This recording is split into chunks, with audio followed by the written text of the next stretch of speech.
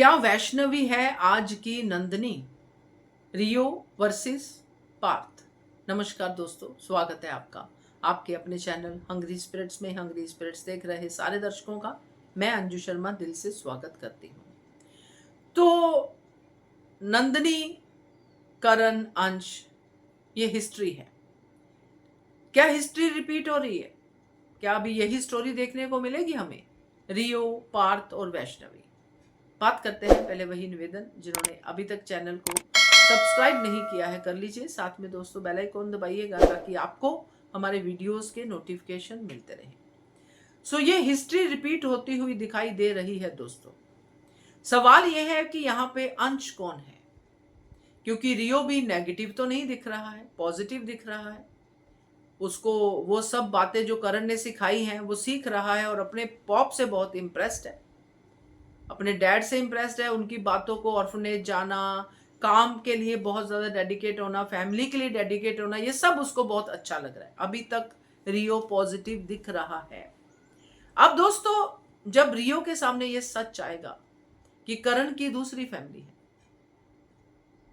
अभी तक तो यही सच आएगा कि मेरे डैड की दूसरी फैमिली है, जब उसको घर पे लेके जाएंगे वगैरह वगैरह, और जब ये सच सामने आएगा कि ये अंश मेरा पिता, इस घर का जो बेटा था उसको उन्हीं की माँ ने मारा, जब ये घिनौने सच जो रियो के लिए घिनौने हैं, तुलसी के लिए इंसाफ है, तो रियो का रिएक्शन क्या होगा? नेगेटिव होगा।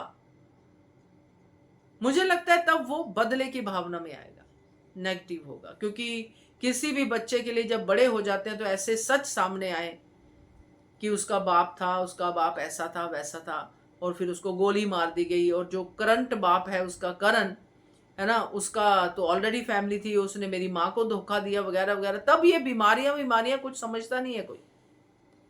तब यही लोग कहते कि सच क्यों नहीं बताया। जैसे होता है ना, माँ बाप के साथ होता है कि बच्चा जब छोटा होता है तो बच्चे को समझो किसी को ड्रग्स की आदत पड़ गई, या किसी का किसी और गलत जगह पे इन्वेस्टमेंट करने का चक्कर हो गया, तो उस समय वो माँ बाप की बात सुनते नहीं है। मगर जब वो नुकसान हो जाता है तब वो कहते हैं कि हम तो बच्चे थे, आपने हमें समझाना था, हमने तो ना करनी ही है, आपको समझाना चाहिए था, आपने गलती की है। तो माँ बाप का दोनों तरफ से सर जो है उखली में ही रहता है। तो यहाँ पे जब ये सच सामने आएगा जो इन्होंने बताया नहीं है, तो रियो होगा नेगेटिव और वैष्णवी बनेगी नंदनी। क्योंकि तब तक रियो के मन में वैष्णवी के लिए घंटियां बज चुकी होंगी।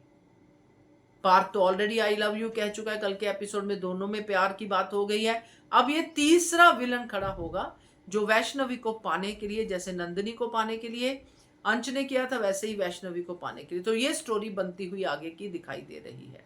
आपको क्या लगता है? यही लगता है या कुछ और? जरूर कमेंट कीजिएगा। टेक